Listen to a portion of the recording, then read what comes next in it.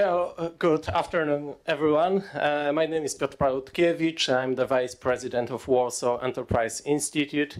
Thank you for coming here just before the long weekend in Poland, so we are happy that you find some time to attend this conference. First panel is about ESG, new regulatory burdens or a groundbreaking idea to improve the economy. That's the title of our panel, and we'll be answering the basic question about the role of business in nowadays society, in nowadays democracy, in nowadays free market, if we can still call that a free market. I would like to introduce my honorable guests and panelists in that debate in alphabetical order. Dr. Violetta Gałat, Department of Public Management at Krakow University of Economics. Professor Daniel J. Mitchell, a public policy economist in Washington, D.C. Professor Adriana Paliwoda-Miotolańska, assistant professor at the Krakow University of Economics, Department of Commerce and Market Institutions. And Mitja Steinbacher, Dean of the Faculty of Law and Business Studies in Ljubljana. Dear guests and all the attendees, I've got a first basic question to all of you here in this conference. What's the aim of the business in market economy? Please, just one sentence answers, very quick one sentence answers. What's the aim of the business actually? So I can start as please turn on the microphone. Just one sentence answer. Survival and development. Dr. Gałat? I agree with that. Of course, it's survival and development, and of course, it's not only a financial profit. Daniel?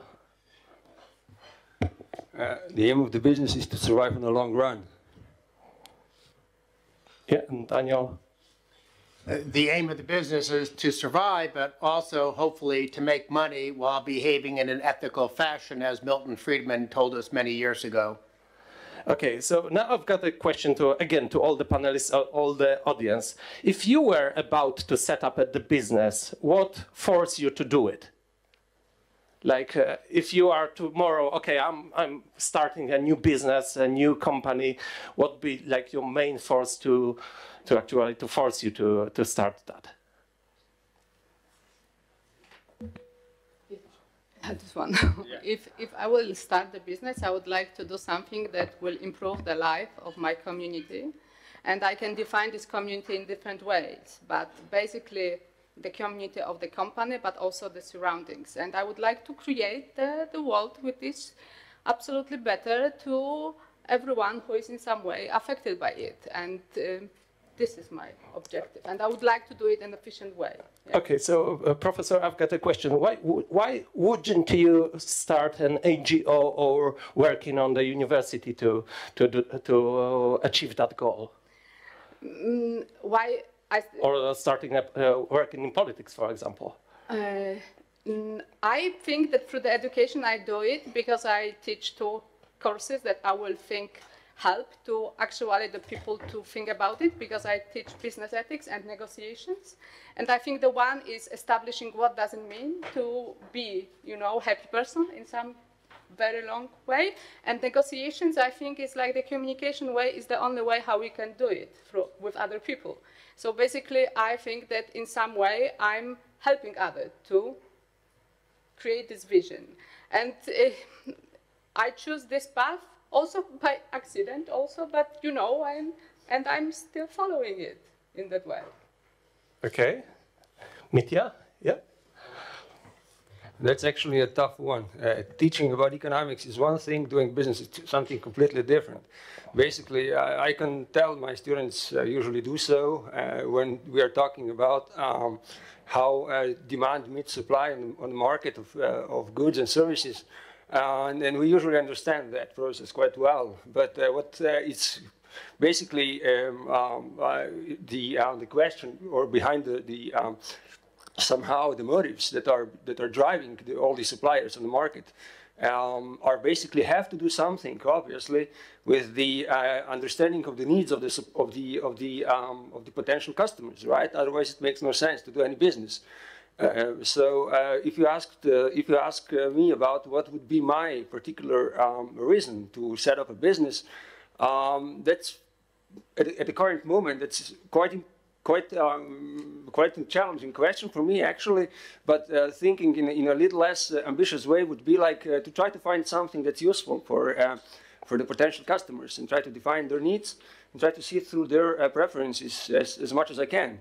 But that's usually the challenge which most of the time fails, because otherwise we wouldn't be seeing lots of tries and errors there in the process of wealth creation, in particular at the level of small businesses, right? That would be my short question to your really challenging answer. Thank you. Okay, Violetta, if you were about to set up a business, what would force you to do it? Okay, when I think about business, the first what I have in my head is needs. I look at the people, I think about what they need, what they at the moment need. And the problem is that I'm not teaching economy, but I'm teaching element of economics. I'm teaching about social problem, about an environmental problem, about communication, about thinking about other people. So when we talk about business, we should see this everything elements. Okay, and Daniel? In my life, I have set up an NGO and I've worked for NGOs. So thinking about the private business world is sort of a foreign experience. I write about it as a public policy issue, but I've never experienced it myself. But looking at the world of entrepreneurship, entrepreneurs are motivated by two things. They want to build something. And by building something, they, of course, hope to make some money by doing it. And the key thing to understand about entrepreneurship, in order to be successful, you have to identify an unmet human need and figure out what you're going to do, what good or service you're going to provide that will fulfill those unmet human needs. Sometimes they're human needs that people don't even know about. I mean, we all have these smartphones now. You know, Steve Jobs and others who were involved in creating that industry obviously had the entrepreneurial insight that this would be something that people would value. And the rest of us are now much better off. He happened to get rich. Others in the industry have gotten rich, but they only got rich because they figured out how to satisfy a human need that nobody even knew existed. Yeah, well, I'm actually the graduate of Krakow University of Economics, and 16 years ago, on the first year of studying here, first semester, at microeconomics class, I was set in one of the first microeconomics class. I was set like I was said that the main goal of the business is to make profits. Now, 16 years later, we can hear actually in this panel and in general mainstream economy that the main aim of the business is to be responsible for the environment, for the society, and for the governance of itself. And I still believe like is the main thing that make people set up a company is still to make a profits, and we are just making other responsibility. We are putting other responsibility of the business. So, like to ask all the people here who are at this panel, who would set up the company to make profits? Hands up. Okay, who would set up to affect society? Is that the issue that forces you to do it? Is it excluded? Or? No, you can. Okay, to meet people's or consumers' needs. That was the other suggestion. Okay, so it don't exclude itself. Okay, so actually, I think like all of those purposes are the factors that pushing people to set up the company. Can I ask about something? Yeah. course. Because, you know, I understand that, for example, I mentioned that it's survival and development. I do not discredit the maximization of the profit, but I will go from Fiora of the organization. Profit is a tool, not the objective. To me, it's very important. I need profit, as the NGOs need the budget and maximize of the budget to really do the things in proper and efficient way, but it's not objective. I think this is a huge mistake in the modern times. I do not discredit people who get rich doing something great, but doing something just only to make profit, I think it's lame. Okay. So, let's start our panel right now. The famous Milton Friedman quote that the only one social responsibility of business is to increase its profits. And it's become politically outdated today in European Union, which pushes the agenda for ESG. This is a new way of measuring firm performance that takes into account more than just the balance sheet, but also other factors like environment, E, S, which stands for society, and G, corporate governance. This is obligatory now reporting on ESG for the big companies in European Union, and within few years it's going to be obligatory for the small firms as well. So I would like to answer the first question, actually, the first official question in this panel, like who is responsible for that environment, society, and all those political issues in modern economy, in modern society, and democracies? Is that not politicians, or is that business who is about to taking care of the society agenda? First of all, I wanna I wanna emphasize one important thing. ESG is nothing new. When we talk about ESG, we really talk about corporate social responsibility. Of course, there is a lot of differences between ESG and corporate social responsibility, but the main idea is the same. And the beginning of the concept of corporate social responsibility go back to the ethical consideration. So we can see a philosopher from time of ancient Greece, from ancient Rome, and then we talk about ethical. I strongly disagree. ESG is something new. We are really shocked about it. It's not true. First, the official definition of corporate social responsibility we had in 1953, and I think we have a lot of time to think about social, to think about environment, and prepare to this new concept, to these new rules which we had in the world. In later years, social responsibility was a subject of many discussions. So companies also have time and have a lot of tools to think about their responsibility, their reporting at all. And now we have situation that this corporate social responsibility is not enough. This voluntary obligation is not enough to have a strong effect. So we have obligatory ESG. When you ask me who is responsible for environment, for social impact, whatever, everyone. Not only business, not only government, not only citizen. Everyone.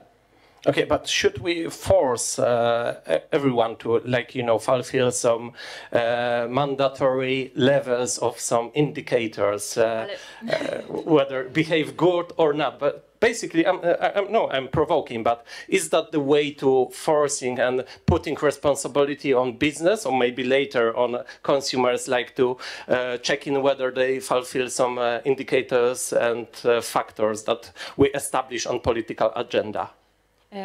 I think we do this. We have obligation for a citizen, for a company, so we can choose one of the component. Yep. Professor Paliwota. Yes, I would like to, because I will paraphrasing about the first thing, because the paraphrasing this quote of Milton Friedman you mentioned, because everybody is forgetting that it's a little bit longer, and he said that only social responsibility of the company is to maximize profit according to the rules. So European Union changed the rules. If you want to make profit, made it. Yes, but now you have to do it in the specific way.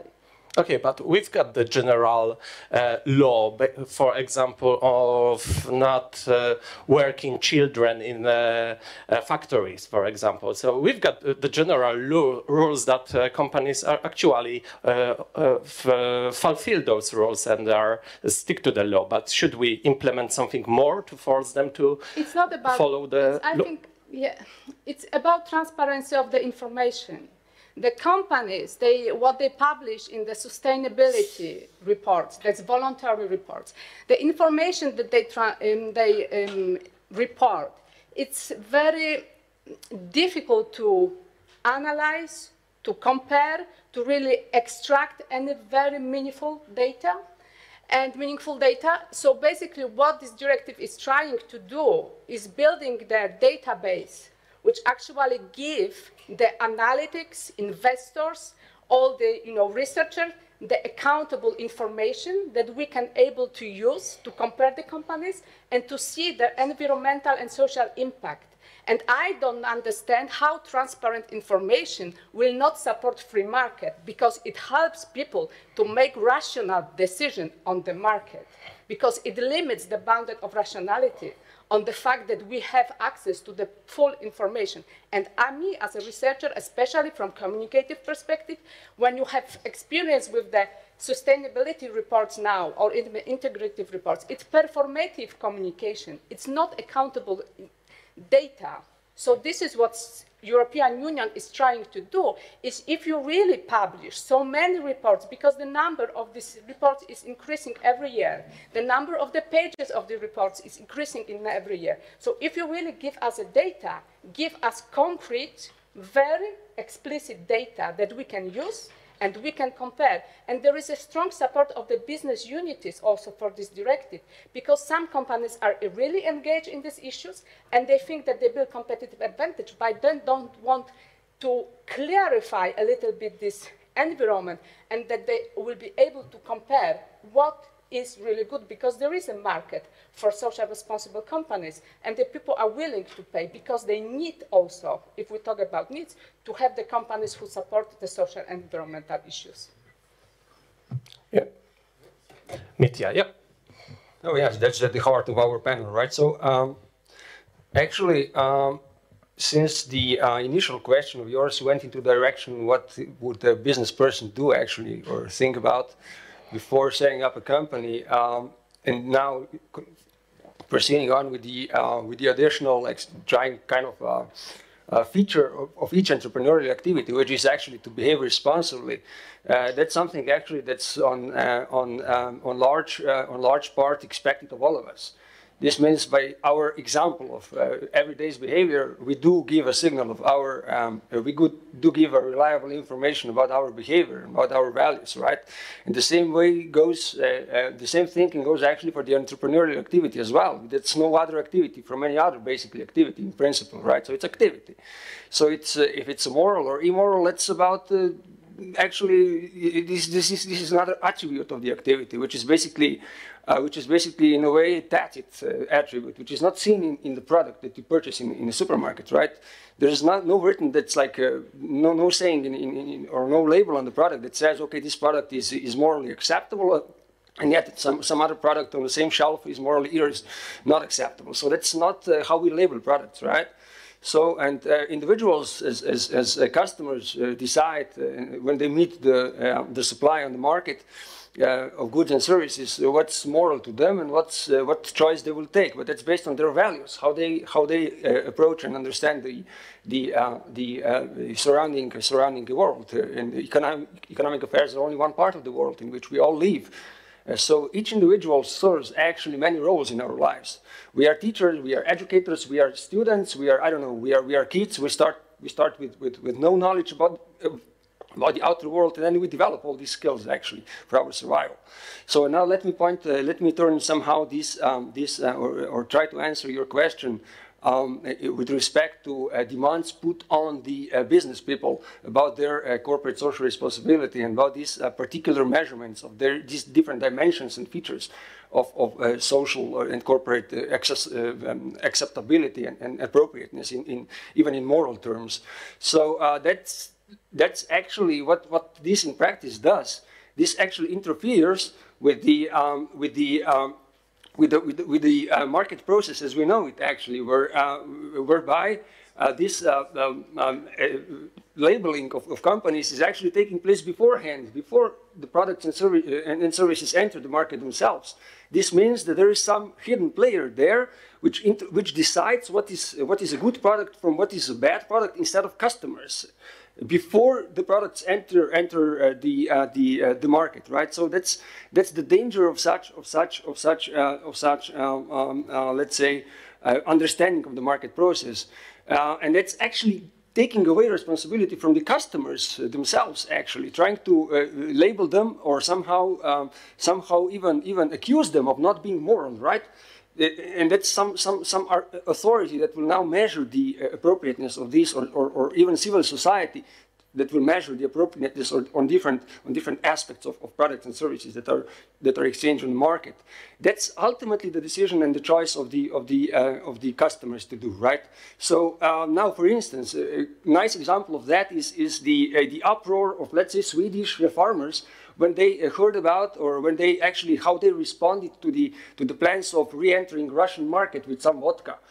They said no, they made a force on the company to withdraw this decision because they considered it immoral, right? So they made this by their action. They just somehow withdrew the supply of their ingredients to these companies. And what they did afterwards, they changed their mind and they changed their corporate decision. And that's exactly the correct way to go. Not by forcing everyone to follow some prescribed rules of morality, but just to somehow let this really dynamic micro world of demand and supply, let's say, decide the winners, if I may call them so.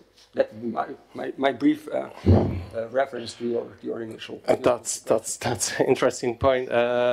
So last year, being engaged in and active in the Russian market would be put as an ESG indicator in the European Union directive, or maybe not. So that's the answer, and I will be voting on the European Union level with so many advocates and so on. So you point out that the customers are the most is the quickest how to say that, the judges on the market, not the ESG indicators. Above all, much better and quicker. Okay. Yeah. Daniel, what is actually ESG in nowadays economy? Is that just collecting data and some common standards for all of companies, or is it something more in the economy? In the United States, we have this big fight, especially in the education sector, about political correctness and wokeness. I assume everyone's heard of wokeness around the world. And you talk to people and they have completely different definitions of it. I talk to some of my left-wing friends and they think being woke and politically correct simply means that you're not a racist or a sexist. And that's good. I mean, I hope we would all agree with that. But then I talk to some of my right-wing friends, and they think being woke and being politically correct means that you have to teach all children that being white is bad and being a black is a victim, and obviously that's not a good thing. And so both sides have a concept that I think is correct. The problem is they're using two different definitions. And I think this also applies to ESG. I mean, it was just mentioned that Milton Friedman's quote was not just about maximizing profit, it was about maximizing profit consistent with ethical norms. Now, obviously, you can have debates about what are ethical norms and things like that, but with ESG, you talk to one person, yeah, don't like kill your competitor, that's not ethical. don't dump pollution in your neighbor's backyard. That's not ethical. And everyone would agree. We like ESG. The problem is that some people in the United States, and I confess I'm not nearly as familiar with what's happening in the European Union, but in the US, some people see ESG as a way of saying that stakeholders matter more than shareholders. And what are stakeholders? Well, stakeholders is whatever you want it to mean. And usually in the US, stakeholder means a labor union, some interest group, or something like that, that wants to in effect have control over the decision-making process of a business. And if that's the case, and if you're having politicians starting to intervene more in the market, I get a little bit suspicious. And I guess I agree with what was just said, that I want consumers ultimately to decide what the standards should be. But I'll warn you about this. What have we just seen happen in Brussels? The adoption of a carbon adjustment border mechanism. What is that in plain English? It's a trade tax. The European Union is about to start a global trade war that will probably make all of us less prosperous. Why are they doing it? Because the politicians and bureaucrats in Brussels don't trust consumers to follow their idea of ESG. They don't think that consumers will be willing to pay more for European products that have the carbon taxes and carbon pricing built in. So they're going to say, we're not going to allow imports from India and Africa and Latin America and other places that don't have these so-called ESG criteria in terms of carbon emissions. Now, and we see, by the way, we see the same thing in the United States. Politicians are always saying, it's unfair to have trade from Mexico or China because they're low-wage economies. And if you ask on polling data, the average voter will say, yes, that's unfair. But what does the average voter do? The average voter goes to Walmart and he buys things made in Mexico and China. Companies like to maximize profits. Consumers like to maximize utility. And what does that mean? What does that economic jargon mean? It means consumers want to get the most for their money. And so consumers are doing exactly what companies do. And so then it comes back to this big debate about what are the ethical norms that should govern how consumers and businesses operate. But the bottom line is that, and I'll close with an anecdote. The Business Roundtable in the United States, the biggest companies in America, that's what forms the Business Roundtable. The Business Roundtable got a lot of publicity a couple of years ago because they changed their mission statement and from the Milton Friedman thing about maximizing shareholder value to now being in favor of stakeholders or something like that. And they got a lot of applause, especially from the left. Look at how socially responsible these businesses are being. Well, guess what happened during coronavirus? They did the estimates, the calculations. Business Roundtable companies were more likely to lay off workers than non-business roundtable companies. So a lot of what was happening was just what we call virtue signaling. These companies thought, we'll look good, we'll get positive stories from the press because we made this statement. But behind the scenes, when it came time to make real life business decisions, they were perfectly willing to say, forget about stakeholders, we're focusing on shareholders instead. And actually, I'm going to close with one other little point.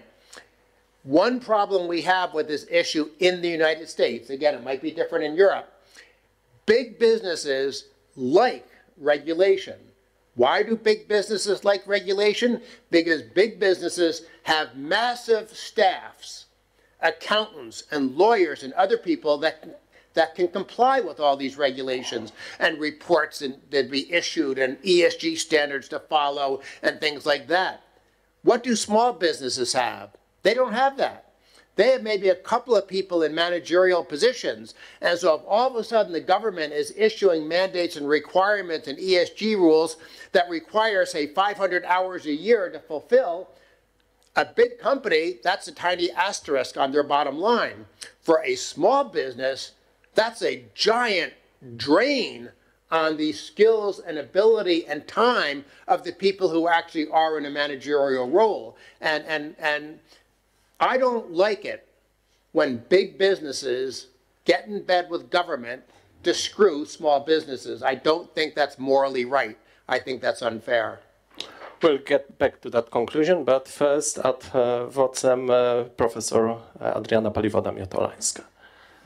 First, I would like that I strongly support the consumer decision, but I honestly think that the consumer have to receive the transparent information.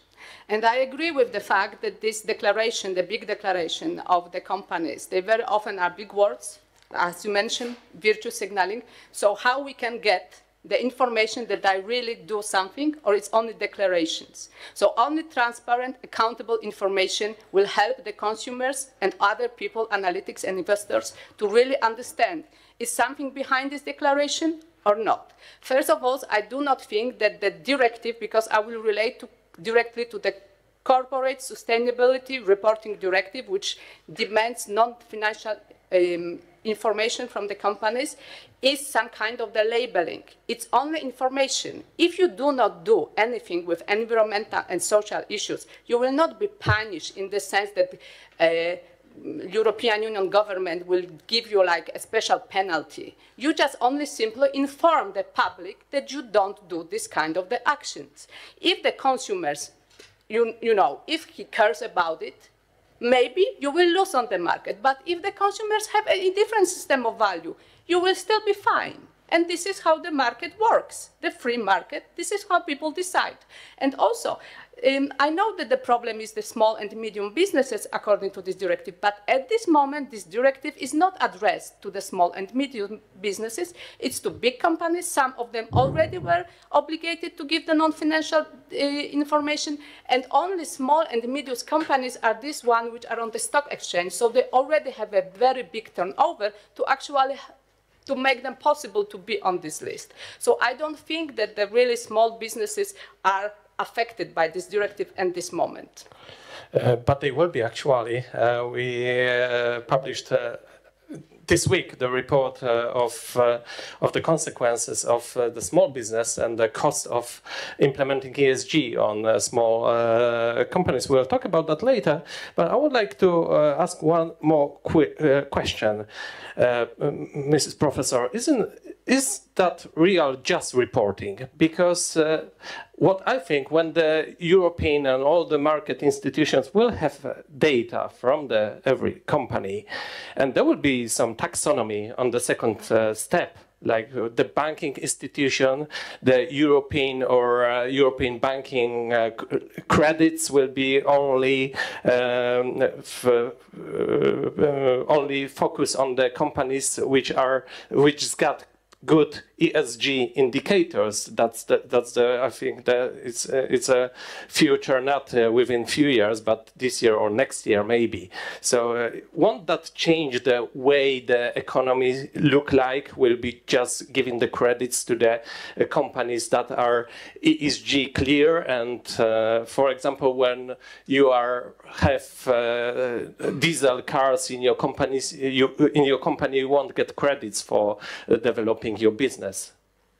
Isn't that just the consequences of that just reporting thing? But before I will answer to this question, do we think that we have environmental and social problems as a humanity we have to address or not? Yes. So if we have, what is the problem?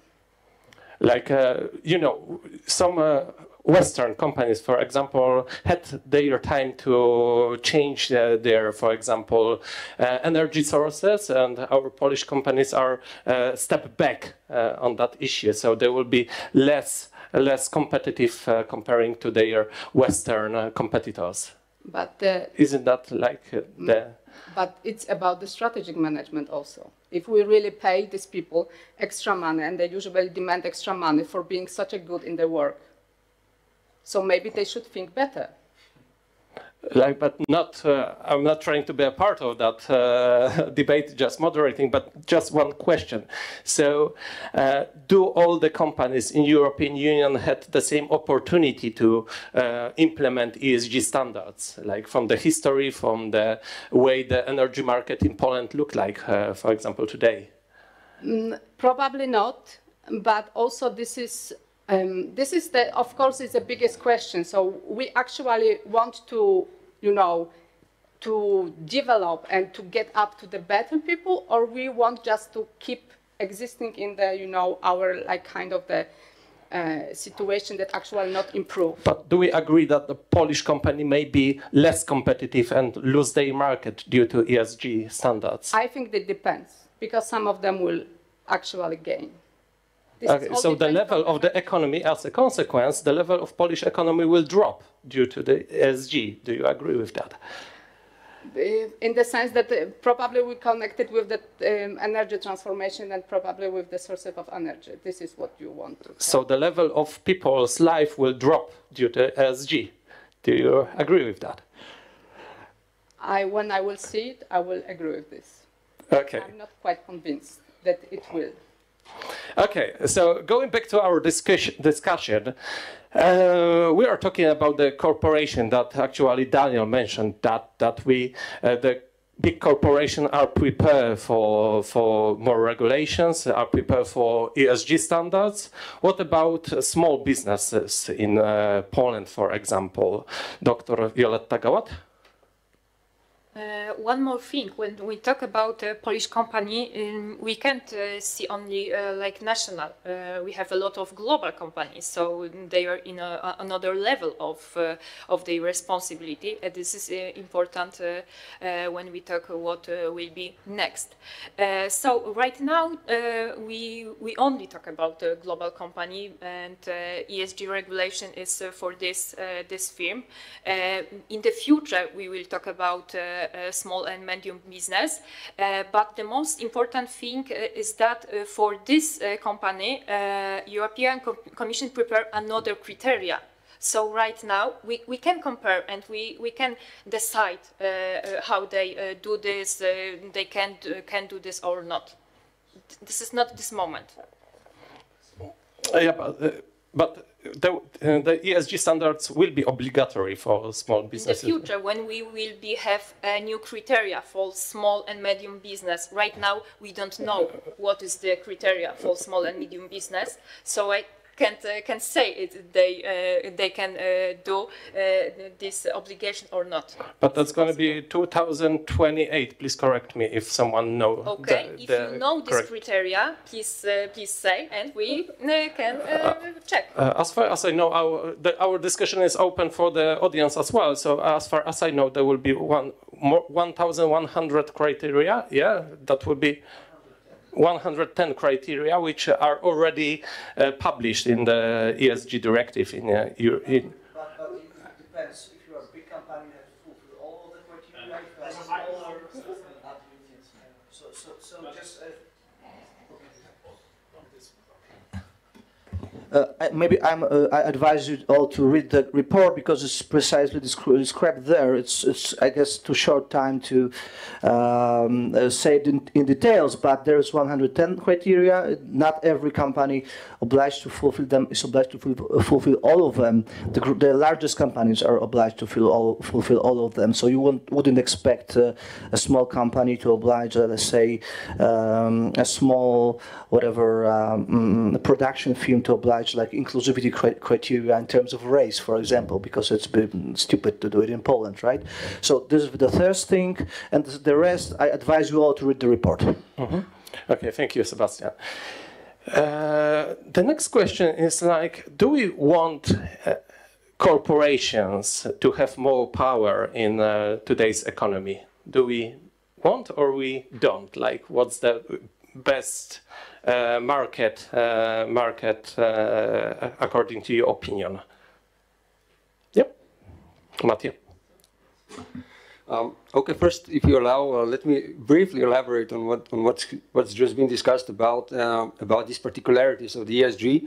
I would actually make perhaps a step backwards here and try to be focused on the conceptual level. What this actually means in conceptual terms, in terms of understanding how markets work, in terms of the interference between shareholders and stakeholders, as Dan mentioned before, and what is the role of the stakeholder and what is the role of the shareholder in principle terms. Not that we would tell them what to do actually, or that someone would tell them what to do, but what are the roles they are playing actually.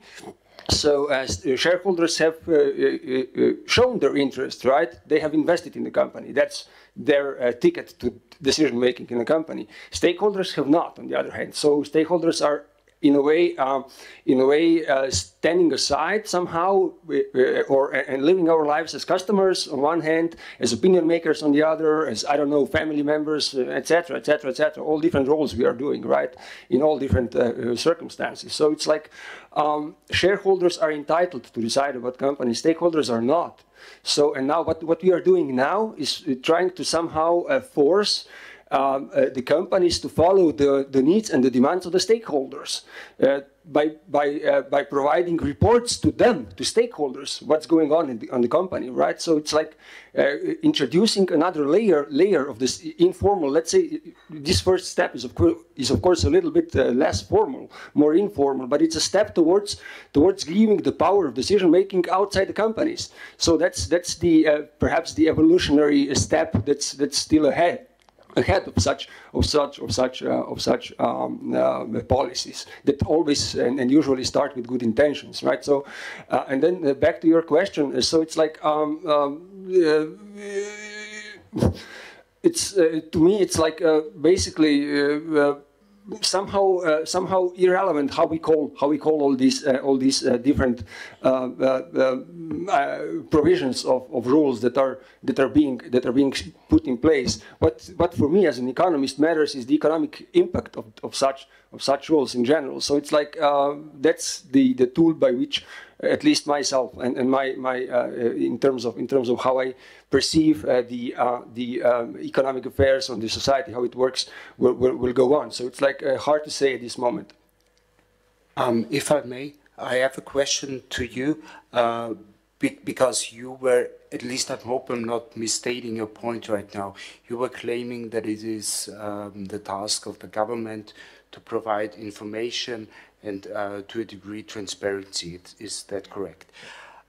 Well, my question to you is, what would produce, in your opinion, the better result? The government collecting the data or a private marketplace providing the data or collecting the data?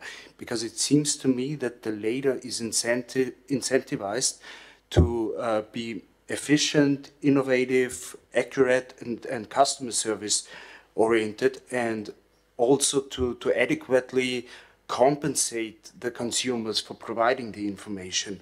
And the government as a monopoly is incentivized to do neither of that.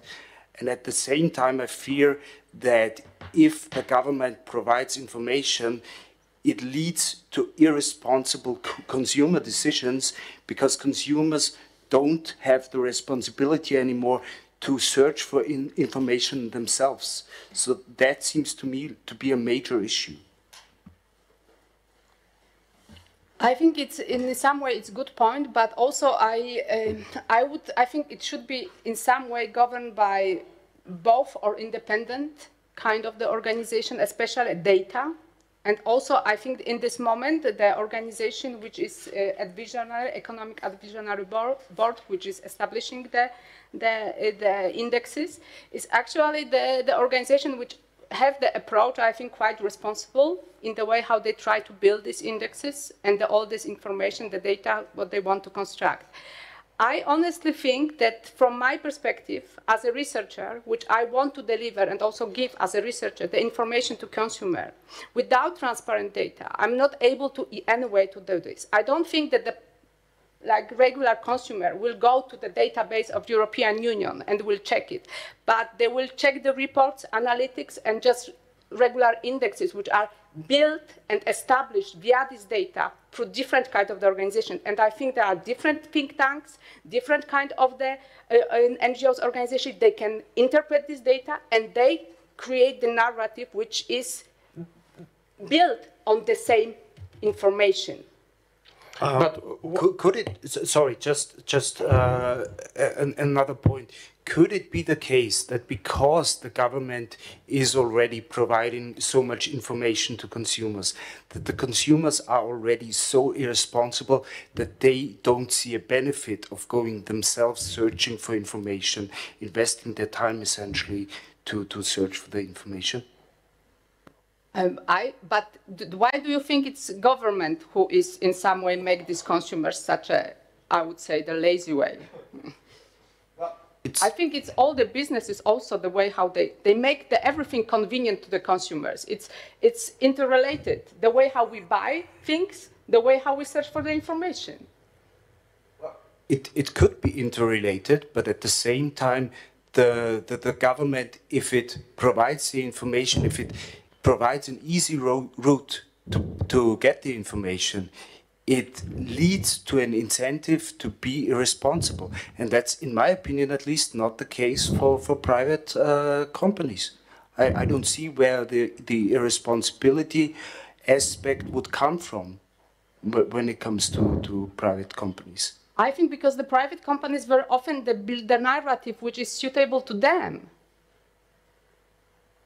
And usually now the non-governmental information they usually build, when you look at the reports now, social and sustainable reports, the narrative is also always flattering to the company, despite the fact that they do not have real engagement. So they don't give the truthful information.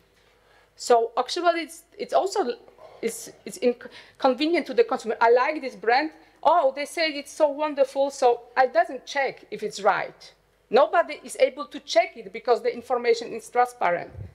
Okay, I don't want to derail the discussion, so maybe let's talk more afterwards. So I would like to continue that discussion on a broader area. Like, what will be the political consequences of ESG? Like, we are starting from that just reporting, as we said, like then to true taxonomy, so giving the financial instruments to banks and all the political institutions to interfere into market based on ESG indicators, and then what may be the political and consequences for the democracies, nowadays Western democracies. First Daniel and then Violeta. Good and bad consequences. Yes. Well, let me also answer your previous question that I didn't get a chance to weigh in on about whether corporations should have more power. Corporations don't have power. Apple can't force me to buy an iPhone. General Motors can't force me to buy a car. The only way corporations have power is when they get in bed with government and they, in effect, get monopoly status or special favors or things like that. So I don't worry about corporations having power. I worry about government having too much power. And I worry about government having too much information. I don't remember his name. It's either Cooperthwaite or Copperthwaite, but the financial secretary of Hong Kong, back when the British ruled it, didn't collect GDP statistics because he correctly worried that if you start collecting statistics, politicians will want to start acting on those statistics and start intervening in the economy. And that sort of captures my sentiment. But now to answer your latest question, let me again cite some real-world examples from the US why I worry about ESG, at least the way that some of my left-wing friends interpret it. During the Obama administration, they had something called Operation Choke Point. Sounds important, like we're going to stop some really bad people from doing things, right? No, it was designed to basically make it so that certain legal companies, primarily, gun makers and things like that, that are politically unpopular in some circles, could not get access to banks. And today, that still exists. Perfectly legal marijuana dispensary companies cannot get access to bank accounts and credit card processing and things like that. So you have the government, simply because it decides that certain products, even though they're totally legal, politicians and bureaucrats decide we don't like that product, so we're going to use our power as regulators, because believe me, no major bank in the United States wants to get on the wrong side of regulators, because regulators can make their life miserable. So if the regulators are saying, we don't want you lending to gun companies or marijuana companies or oil companies, these are all things that are being done or being talked about. If you start having politicians and bureaucrats using so-called ESG standards to go after companies that they think are doing things that just are against their ideological biases, I don't want the government having that power. It's already being misused in the United States, and I do worry that the more government gets involved, the more you're going to see forms of intervention and discrimination that are wrong. If you want to decide to criminalize and make something illegal, I mean, I'm a libertarian. I think the drug war is stupid. You make something illegal, you encourage organized crime, so I'll make an argument that drugs should be legal. But if you want to make drugs illegal, fine, make drugs illegal. But don't make them legal and then say that you can't get banking services because of some silly ESG rule that some bureaucrat has decided. That gives you the worst of all possible worlds. Anything good about ESG, Daniel? There's lots good about ESG if it's defined as behave honorably. Don't kill your competitors. Don't dump pollution in their backyard, things like that. So, and that's why earlier I said, how do you define it? Just like political correctness can mean something good, political correctness can mean something really evil. And unfortunately, the debates, at least in the US, get very confusing on what these different terms mean. And I know that in the US, some of the advocates of ESG have very specific goals to give the government a lot of power to interfere with the operations of a company in ways that I wouldn't like. On the other hand, when they're giving their speeches, it all sounds perfectly nice because it's the conditions that all of us would agree on. Good and bad consequences of ESG. Violetta Gałat. Okay, I start. Consequences of ESG. Yes, for goods. First of all, I said that ESG is nothing new. It's rebranding CSR. So when we look at ESG and for CSR, we must treat it not as a cost but as an investment. And when we reliable approach ESG or CSR, whatever social responsibility, it brings a number of benefits for company and for a country, of course. And first, the biggest advantages is that competitive advantages. Having an ESG program helps boost brand recognition and even promotes brand loyalty. Today's clients are increasingly and they are look at the company's hands. The next one is cost reduction. We also hear that ESG is related with cost, so I wanted to show you another side, and ESG can be a cost reduction. By implementing the ESG program, companies can track key metrics like energy consumption, water consumption, waste shipping or treatment cost, and raw materials. And this tracking ability is the first step for planned programs to improve this efficiency. The next benefits is that that companies are more attractive to lenders and investors. So attracting the attention of investors and lenders is one of the biggest advantages of having an ESG programs. And right now we can set that companies without ESG will have a problem with the two components in the future. Next big benefits is supply chain prospects. Much like investors are paying more attention to ESG, so many companies are looking for supply chain partners. And for example, many retail stores are making decision not to stock products made by companies considered to have poor ESG performance. And one more benefits for companies, attraction and retention of talent. We must remember right now we have on the labor market millennials and Gen Z, and they are quickly taking over the workforce, and this generation have put a greater emphasis on environmental, on social concern, expecting more from employers than peer generation. And something bad about ESG, I'm not sure I can say that, but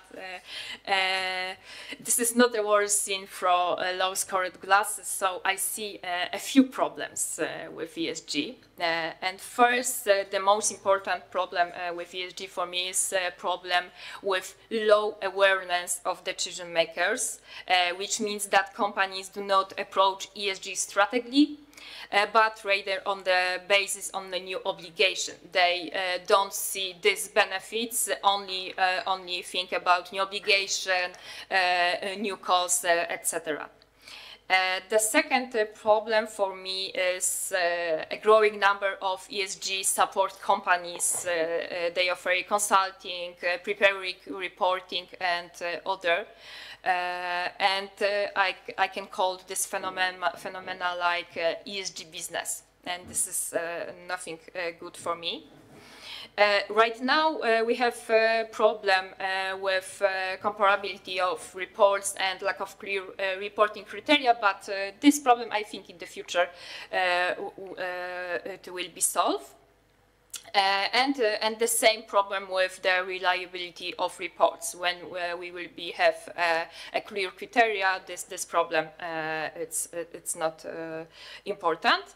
And one more problem with ESG is that we are a lot of people think that ESG is only a new fashion, like CSR used to be in the past.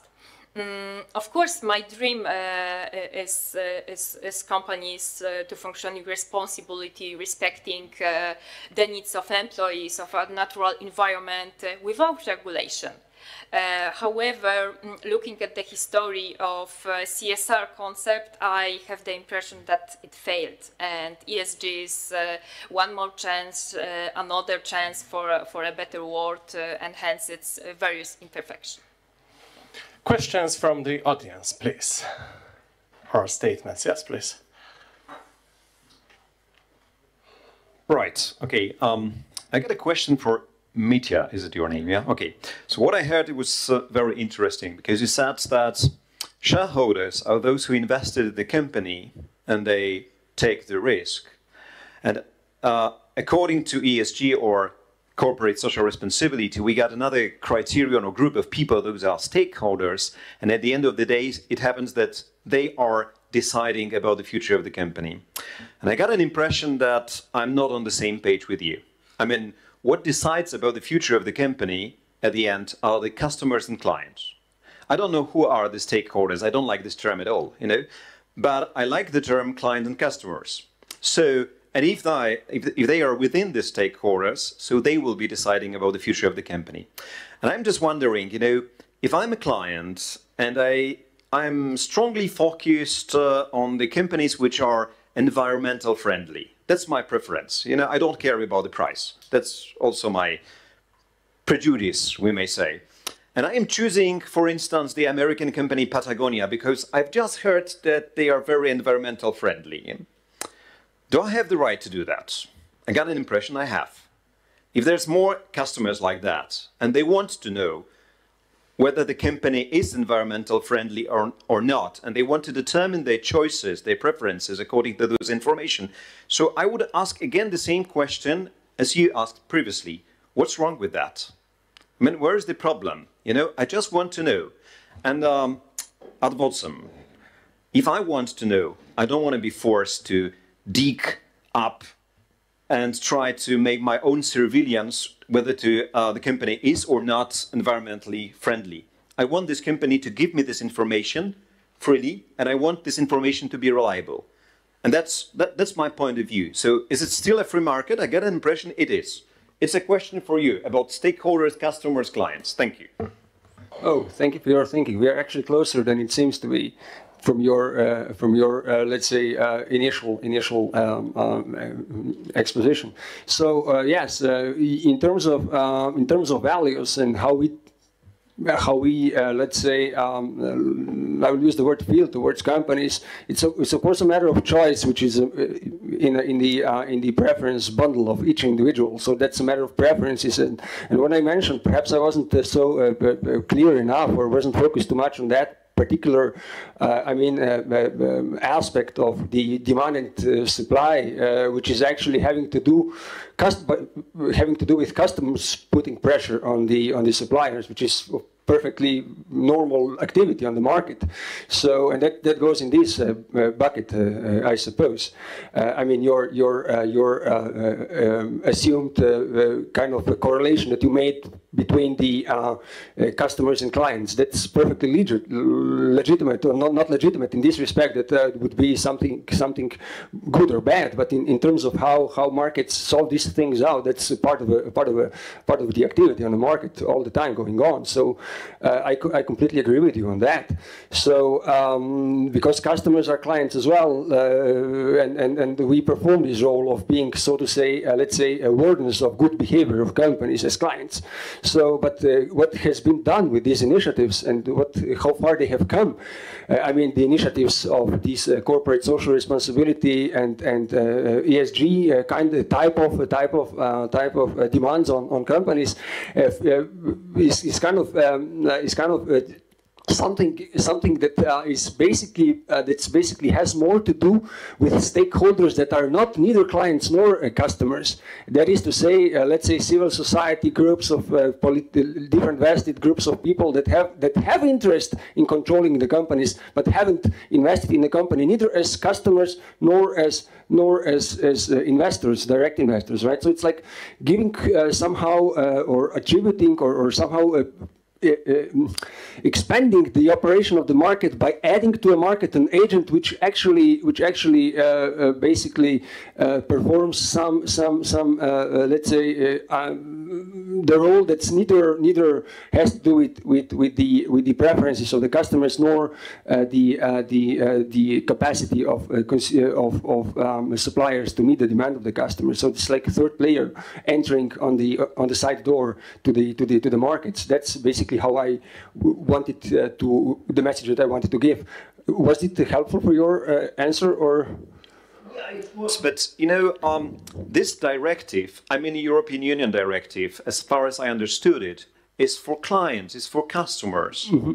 I mean, it's for giving me the information, and that's all. That was my understanding. Maybe you could comment on that, you know, because perhaps, I understand the stakeholders. I don't understand the concept of the stakeholders at all, but I'm thinking about me as a client, as a customer. Yes, it's a legitimate role of the government to to give information which is at hand, to break the asymmetry of information. We call that in theory. So that's the legitimate role of the government, but. In theory, that's unlimited, basically. What kind of information? Is it then somehow this information, if it's transparent, to me it's okay, but I seriously have doubts on that type of approach, that it provides really transparent information and that it increases transparency.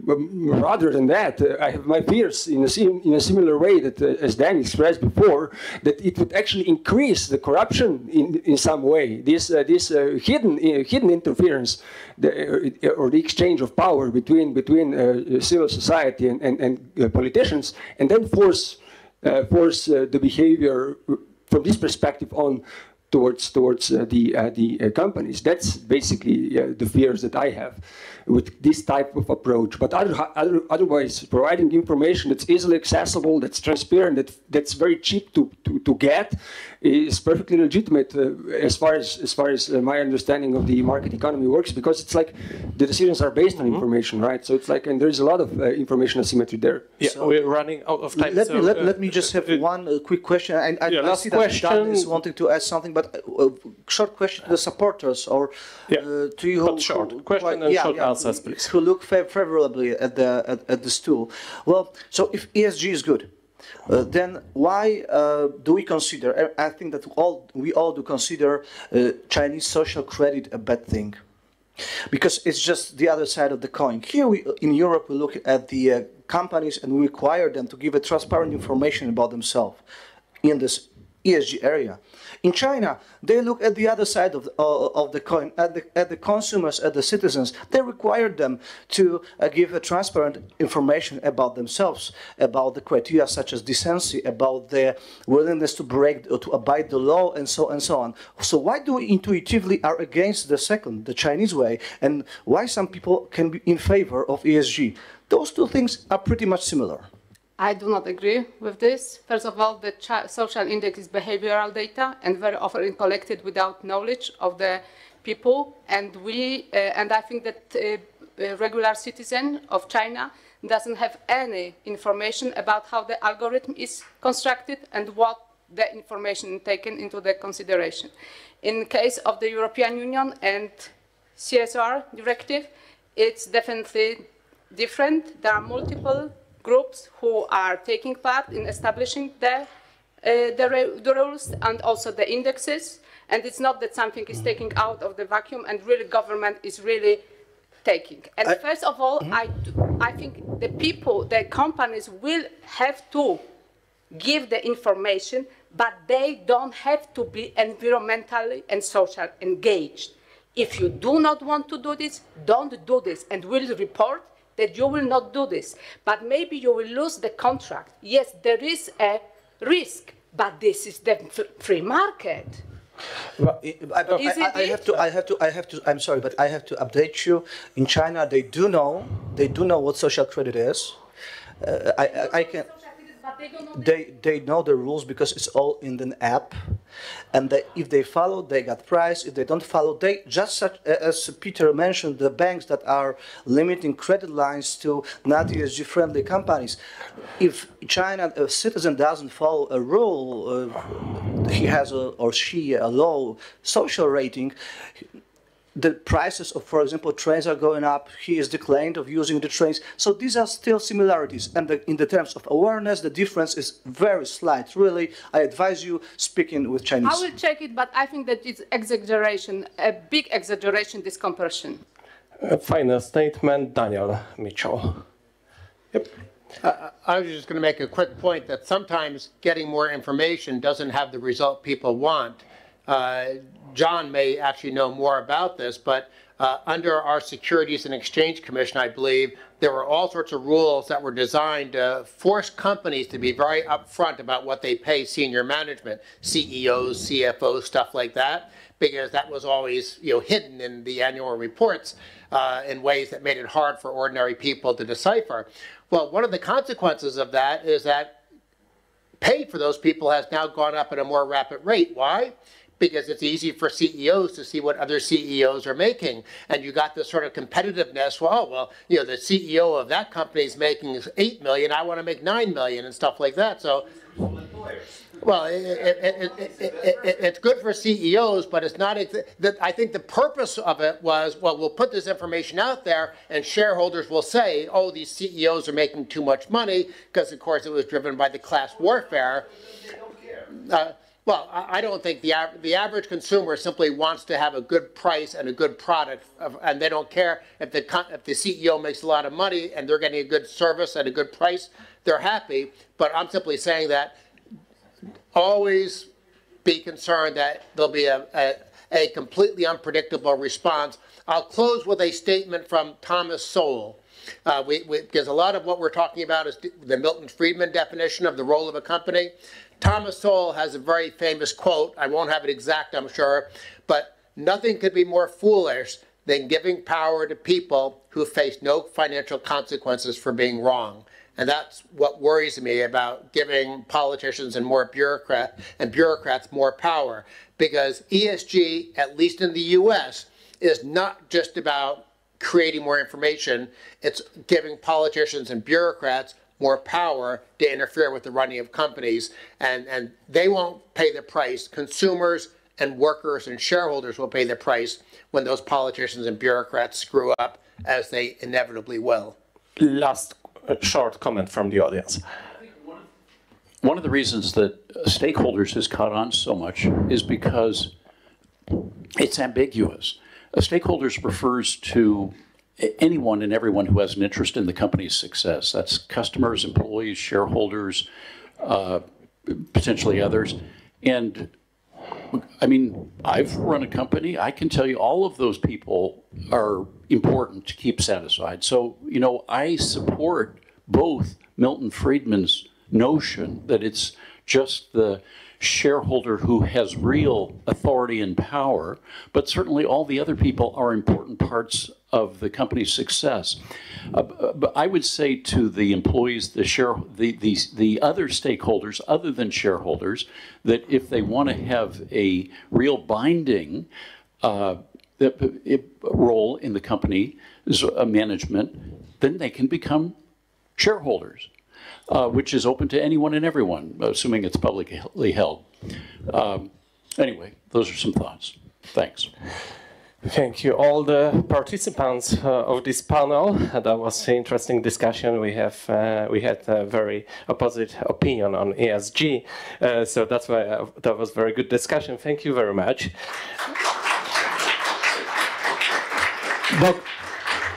Dr. Violetta Gałat, Professor Daniel Mitchell, Professor Adriana Paliwoda-Matiolańska, Professor Mitja Steinbacher. Thank you very much.